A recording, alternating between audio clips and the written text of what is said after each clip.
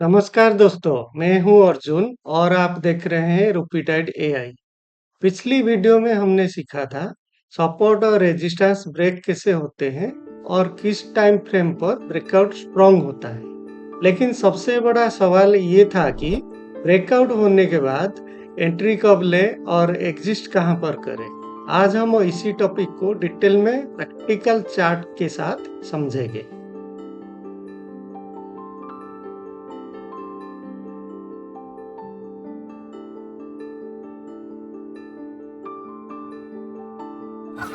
थोड़ा रिकेप कर लेते हैं। ब्रेकआउट तब होता है जब प्राइस किसी इंपॉर्टेंट सपोर्ट या रेजिस्टेंस को क्लोज के साथ तोड़ता है और वॉल्यूम भी कंफर्म करता है। लेकिन ब्रेकआउट देखकर तुरंत एंट्री लेना गलती होती है। हमारे हिसाब से एंट्री के 3 परफेक्ट मेथड्स होते हैं। सबसे सेफ और पॉपुलर मेथड है रीटेस्ट एंट्री। मतलब ब्रेकआउट होने के बाद प्राइस थोड़ा पुल बैक करता है और वही पुराना लेवल टेस्ट करता है। अगर वहां से कैंडल फिर से रिवर्स होती है, बस वहीं पर एंट्री लो। इससे आपको कंफर्मेशन मिलता है कि ब्रेकआउट फेक नहीं था। लेकिन ध्यान रहे, रिटेस्ट मोस्टली 15 मिनट या 1 आवर चार्ट में क्लियरली दिखता है। सो पेशेंस के साथ वॉच करें, फिर एंट्री लें। दूसरा मेथड है volume confirmation entry.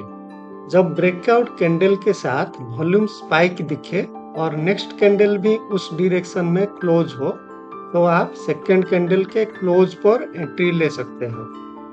Most important, volume अगर एवरेज से 1.5x या 2x ज्यादा है तो ब्रेकआउट जेन्युइन होता है।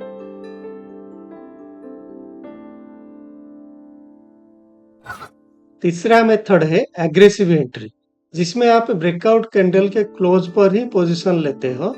लेकिन ये तभी काम करता है जब हायर टाइम फ्रेम यानी डेली या 4 आवर पर ब्रेकआउट हो और वॉल्यूम कंफर्म हो। इस मेथड में रिस्क हाई होता है क्योंकि पुलबैक आने के चांसेस ज्यादा रहता है, इसलिए स्टॉप लॉस टाइट रखो।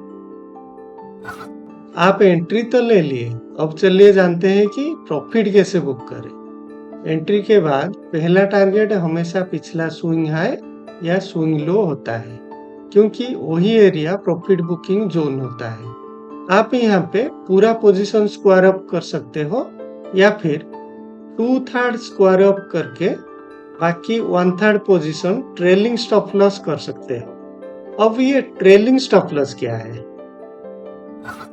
जैसे जैसे प्राइस आपके फेवर में जाए, स्टॉप लॉस को कैंडल के लो या हाई के नीचे शिफ्ट करते जाओ। इसको ट्रेलिंग स्टॉप लॉस मेथड कहते हैं। इससे प्रॉफिट प्रोटेक्ट होता है। लेकिन ध्यान रहे, ये मेथड ट्रेंड में ही काम आता है, साइडवे मार्केट में नहीं। जब ब्रेकआउट के बाद वॉल्यूम गिरने लगे या रिवर्सल कैंडल बने, जैसे शूटिंग स्टार या बेयरिश एनगल्फिंग, वहां फुल एग्जिस्ट कर लेना। अगर आप इंट्राडे में काम करते हो तो 15 मिनट या 1 आवर टाइम फ्रेम में एग्जिस्ट करो। अगर आप पोजिशनल ट्रेडर हो तो 4 आवर या डेली टाइम फ्रेम पर एग्जिस्ट करो। रिस्क मैनेजमेंट कैसे करें? एंट्री से पहले हमेशा अपना रिस्क डिफाइन करो, जैसे स्टॉप लॉस ब्रेकआउट लेवल के थोड़ा नीचे या ऊपर। रिस्क रिवॉर्ड मिनिमम 1:2 होना चाहिए और 2% से ज्यादा कैपिटल एक ट्रेड में रिस्क मत लो। तो दोस्तों, आज हमने सीखा कि ब्रेकआउट होने के बाद परफेक्ट एंट्री और एग्जिट कैसे प्लान करें।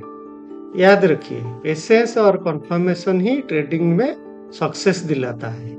ब्रेकआउट स्ट्रेटेजी का ये हमारा आखिरी वीडियो था।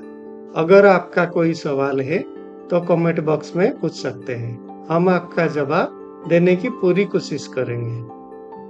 चैनल को सब्सक्राइब कीजिए और हम आगे मिलते हैं हमारे दूसरे वीडियो सीरीज पे।